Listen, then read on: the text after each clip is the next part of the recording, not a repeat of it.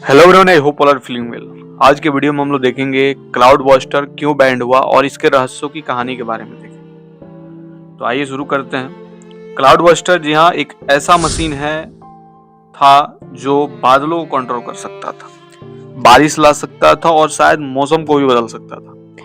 लेकिन एक बड़ा सा सवाल है, ये क्लाउड बस्टर बैंड क्यों हुआ? क्या सच में ये काम करता था और या सिर्फ एक फ्रॉड था? और क्या इसका कोई कनेक्शन है आज की कॉन्स्पिरेसी थ्योरी जैसे केमट्रायल से? चलिए इस रहस्य को खोलते हैं। तो दोस्तों, वीडियो को अंत तक देखिए। आपको यहाँ पे मालूम चलेगा क्लाउड बस्टर क्या है। सबसे पहले ये समझते हैं कि क्लाउड बस्टर होता क्या है। इसका जन्म हुआ 1950 में, जब एक ऑस्ट्रेलियन साइंटिस्ट साइकोनोलिस्ट विलियम रिच ने इस डिवाइस को बनाया। विलियम रिच का नाम शायद आपने पहले नहीं सुना होगा, लेकिन उनकी कहानी किसी बॉलीवुड थ्रिलर से कम नहीं है। रिच का मानना था कि यूनिवर्स में एक जैसी एनर्जी है जो जिंदगी का सोर्स है।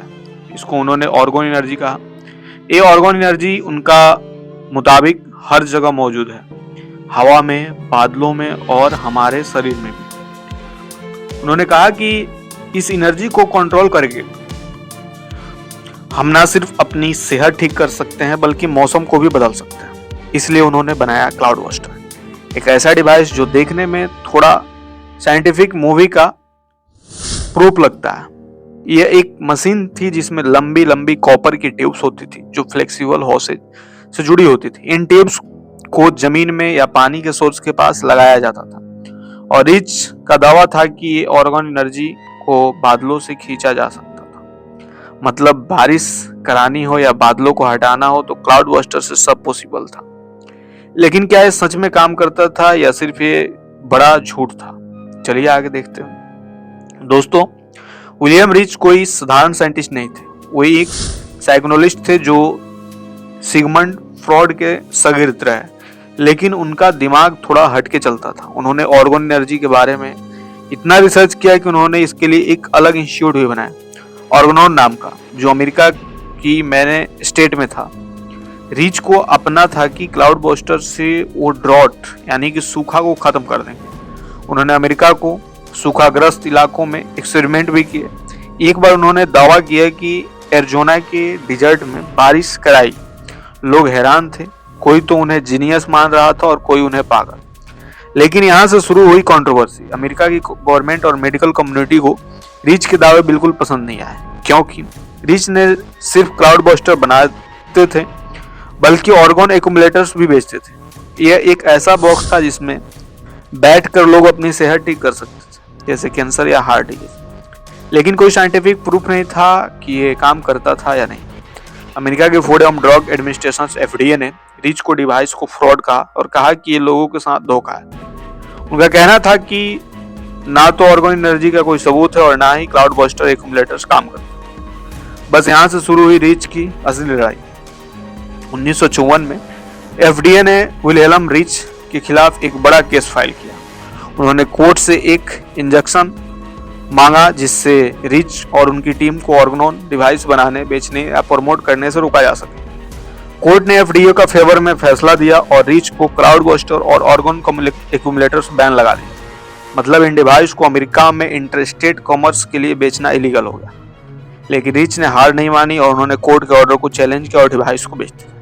ये उनकी सबसे बड़ी गलती थी। 1956 में उन्होंने कॉन्टेम्प्ट ऑफ कोर्ट के लिए अरेस्ट कर लिया गया और उन्हें 2 साल की जेल हुई और उनके सारे डिवाइसेज, बुक्स और रिसर्च पेपर्स को जला दिया गया। जहाँ 6 टन से ज्यादा मटेरियल नष्ट कर दिया गया। 1957 में जेल में ही विलियम रिच की मौत हो गई। उनकी कहानी एक ट्रेजेडी बन गई और क्लाउड बस्टर एक ऐसा नाम बन गया जो साइंस और कॉन्स्पिरेसी के बीच में कहानी लटक गया। दोस्तों, सोचने वाली बात है, क्या रिच सच में जीनियस थे जैसे दुनिया ने गलत समझा, या वो एक ऐसे फ्रॉड थे जिन्होंने लोगों को बेवकूफ बनाया? कमेंट सेक्शन में आप ये अपनी राय जरूर बताएंगे। अब बात करते हैं हम आज के टाइम में। क्लाउड बस्टर के कॉन्सेप्ट आज भी जिंदा है, लेकिन एक नया रूप ले लिया है, केम बस्टर्स। आपने शायद हो केमट्रायल के बारे में। ये एक कॉन्स्पिरेसी थ्योरी है जिसमें लोग मानते हैं कि एयरप्लेन्स और केमिकल्स छोड़े जाते हैं जो मौसम या लोगों को दिमाग के कंट्रोल करते हैं। केमट्रायल वीवर्स का कहना है कि मॉडर्न क्लाउड बस्टर्स या कैम बस्टर्स इन केमिकल को हवा से हटा सकते हैं। ये मॉडर्न कैम बस्टर असली रिच क्लाउड बस्टर से थोड़ी सी अलग है। इनमें कॉपर ट्यूब्स के साथ क्रिस्टल्स, क्वार्टज या न्यू एज एलिमेंट्स ऐड किए जाते हैं। आपको ऑनलाइन बहुत सी वेबसाइट मिल जाएगी जो इन्हें बेचती है या डाई ट्यूटोरियल्स देती है, लेकिन क्या इलीगल है? अमेरिका में अब भी रिच के original cloud busters interstate commerce के लिए बैंड है, लेकिन ये नई डाई वर्जन को मेडिकल क्लेम्स नहीं करते, इसलिए इन पर कोई स्ट्रिक्ट बैन नहीं है। इंडिया में ऐसी कोई खास पाबंदी नहीं है, लेकिन साइंटिफिक कम्युनिटी इन्हें सीरियस नहीं लेती। मेट्रोलॉजिस्ट और साइंटिस्ट का कहना है कि क्लाउड बस्टर या कैम बस्टर का कोई असर नहीं होता, यह सिर्फ स्यूडो साइंस है। दोस्तों, क्लाउड बस्टर सिर्फ साइंस या कॉन्स्पिरेसी तक नहीं रुका, इसने पॉप कल्चर में भी अपनी जगह बनाई। 1985 में फेमस सिंगर कार्टे बुश ने एक गाना रिलीज किया, क्लाउड बस्टिंग, जो विलियम रिच और उनके बेटे की कहानी पर बेस्ड है। इस गाने का म्यूजिक वीडियो भी बहुत आइकॉनिक है, जिसमें रिच के क्लाउड बस्टर को दिखाया गया।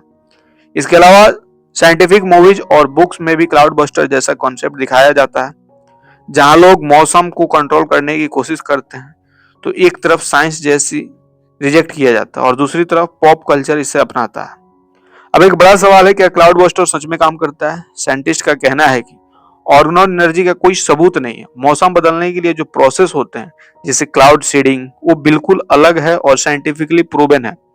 क्लाउड बस्टर का एक्सपेरिमेंट्स का कोई रिलायबल डाटा नहीं है जो इसको क्लेम कर सके, लेकिन रिच के सपोर्ट आज भी मानते हैं कि उनका आइडिया रेवोल्यूशनरी था और शायद गवर्नमेंट ने उन्हें चुप कराने के लिए बैन लगाया।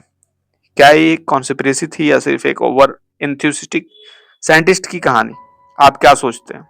अब थोड़ी सी बात इंडिया के कॉन्टेक्स्ट में। हमारे यहाँ बारिश का इंतजार हर साल फार्मर्स और कॉमन लोग दोनों करते हैं। मॉनसून का सीजन अगर बारिश ना हो तो कितना नुकसान हो जाता है, ये हम सभी जानते हैं। इंडिया में क्लाउड सीडिंग जैसी टेक्नोलॉजी का यूज किया जाता है, जहां केमिकल्स जैसे सिल्वर आयोडाइड का यूज करके बारिश कराई जाती है। लेकिन क्लाउड बस्टर यहाँ कभी पॉपुलर नहीं हुआ क्योंकि इसका कोई साइंटिफिक बेस नहीं है। लेकिन सोचिए, अगर कोई ऐसा डिवाइस इंडिया जो सच में बादलों का कंट्रोल कर सकता तो कैसा होता? क्या हम अपनी फार्मर्स की जिंदगी आसान कर सकते, या सिर्फ एक सपना है जो कभी पूरा नहीं होगा? तो दोस्तों, ये थी क्लाउड बस्टर की कहानी, एक डिवाइस जो मौसम बदलने के दावा करता है, लेकिन साइंस और लॉ के सामने अगर हार गया। विलियम रिच की जिंदगी एक मिस्ट्री है। क्या वो एक मिसअंडरस्टूड जेनियस थे या एक ऐसा इंसान जिन्होंने अपने आइडियाज में खुद को खोया दिया? अब आपकी बारी है, कमेंट सेक्शन में आप बताएंगे, क्या आपको लगता है कि क्लाउड बस्टर सच में काम करता है? क्या आप केमट्रायल्स जैसी कॉन्स्पिरेसी थ्योरी में बिलीव करते हैं? अगर आपके पास ऐसा कोई डिवाइस होता जो मौसम बदल सकता तो आप क्या करते? कमेंट करके बताएंगे। और जल्दी मिलता है ऐसा कोई नया वीडियो लेकर, तब तक के लिए बाय बाय।